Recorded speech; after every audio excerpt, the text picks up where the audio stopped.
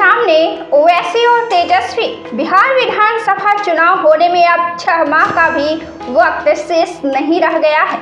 ऐसे में हर दलों के केंद्र बिंदु बिहार बन चुका है। कल तेलंगाना के AIMIM पार्टी के प्रमुख असदुद्दीन ओवैसी बिहार दौरे पर आ रहे हैं।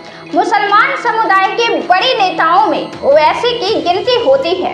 यूं तो ओवैसी केंद्र सरकार पर तीखे प्रहार करते हैं, बीजेपी पर भी कड़ा हमला करते हैं, लेकिन इन दिनों उनकी तारीफें काफी हो रही है। काफी तारीफ असदुद्दीन ओवैसी की हो रही है और तारीफ करने वाला कोई मुस्लिम समुदाय नहीं है, बल्कि बीजेपी समर्थक शामिल है उनकी तारीफ करने वालों की तादाद में।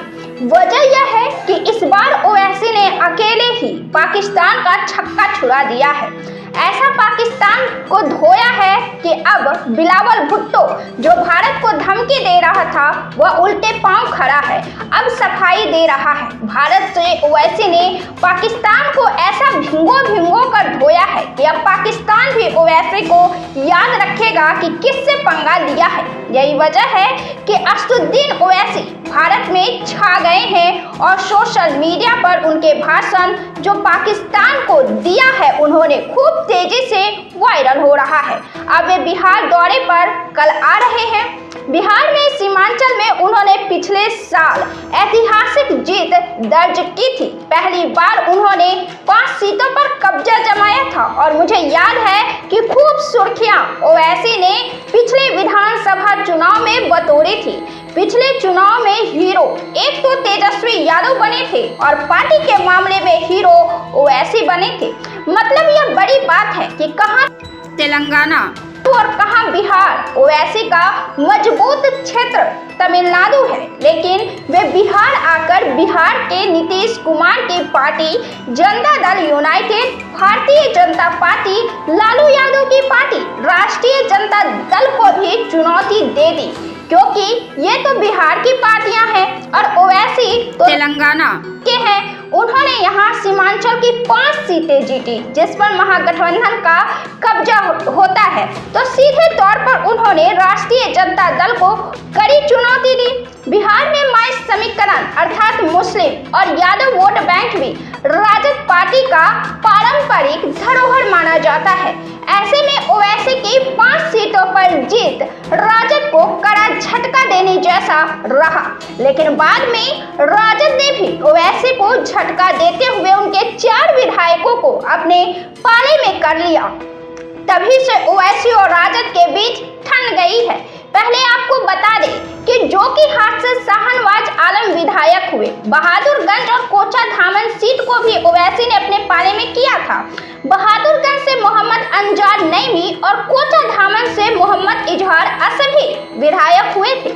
प्रणय और बैसी सीट भी AIMIM के ही खाते में गई थी। प्रणय से अख्तरुल ईमान विधायक हुए तो बैसी से सैयद रुकनुद्दीन अहमद विधायक हुए। प्रणय और बैसी पूर्णिया जिले में आता है। बहादुरगंज और कोचा धामन जो विधानसभा क्षेत्र है वह किशनगंज जिले में आता है। जोकीहाट विधानसभा अररिया जिले में आता है। ओवैसी के 4 विधायक राजद पार्टी में चले गए, जिस वजह से ओवैसी ने बिना राजद का नाम लिए तेजस्वी यादव पर निशाना साधा है और कहा है कि हमारे विधायकों को चुराने वाले को सीमांचल की जनता इस बार सबक सिखाएगी। वहीं उन्होंने इस बार अधिक सीटें जीतने का दावा भी किया है। पिछली बार उन्होंने 19 उम्मीदवार उतारे थे और 5 जीते थे। इस बार उन्होंने चुनाव के तारीखों की घोषणा के पहले ही एक उम्मीदवार के नाम का ऐलान कर दिया है। दरअसल बहादुरगंज से उन्होंने अपनी पार्टी में तौसीफ आलम को उम्मीदवार घोषित किया है। तौसीफ आलम AIMIM पार्टी में आए हैं और उनके आने से पार्टी के जो अन्य कार्यकर्ता नाराज हुए वे पार्टी को अलविदा कह डाला। तौसीफ अली पहले कांग्रेस के विधायक हुआ करते थे। आपको बता दें कि बिहार के सीमांचल में 5 जिले आते हैं जो मुख्य रूप से मुस्लिम क्षेत्र माना जाता है। मुस्लिम बहुल इलाका यह 5 जिला में माना जाता है और यह महागठबंधन का जबरदस्त इलाका है। कांग्रेस का भी यहाँ अच्छा वोट आधार है। सीमांचल क्षेत्र में पप्पू यादव का भी प्रभाव है, बल्कि वे पूर्णिया से सांसद भी हैं। सीमांचल में पूर्णिया, अररिया, किशनगंज, कटिहार और मधेपुरा जिला आता है। इस बार के चुनाव में एक बार फिर से ओवैसी का बिहार में अच्छे प्रदर्शन की उम्मीद है, क्योंकि पाकिस्तान को जिस तरह से उन्होंने जवाब दिया है वह उनकी लोकप्रियता को काफी तेजी से बढ़ा दिया है। उन्हें नहीं जानने वाले भी उनकी तारीफ कर रहे हैं।